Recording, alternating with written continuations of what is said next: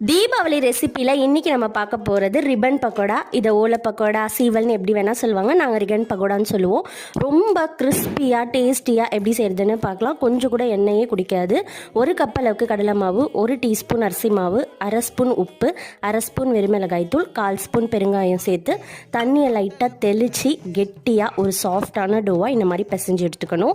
எதில் நம்ம சீவல் போட போகிறோமோ அதில் நல்லா எண்ணெய் தடவிட்டு நம்ம ரெடி பண்ணி வச்சுருக்க மாவை போட்டு மீடியம் ஃப்ளேமில் எண்ணெய் நல்லா காஞ்ச உடனே மீடியம் ஃப்ளேமில் வச்சுட்டு அப்படியே டேரெக்டாகவே நீங்கள் பிழிஞ்சு விட்டுடலாம். நல்லா அழகாக ஸ்மூத்தாக வரும். அந்த குழல் மட்டும் நல்லா பழகினதாக இருக்கும், இல்லைனா நமக்கு பிழிய டைட்டாக இருக்கும். அந்த பபிள்ஸ் எல்லாம் அடங்கின உடனே நல்லா வெந்துடும் கிறிஸ்பியாக. ஒரு 2 to 3 மினிட்ஸ்லேயே ரெடி ஆகிடும்.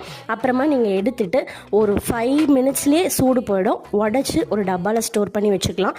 ஈஸியான ரெசிபி, ரொம்ப ரொம்ப சிம்பிளான ரெசிபி. கண்டிப்பாக தீபாவளிக்கு ட்ரை பண்ணி பாருங்கள்.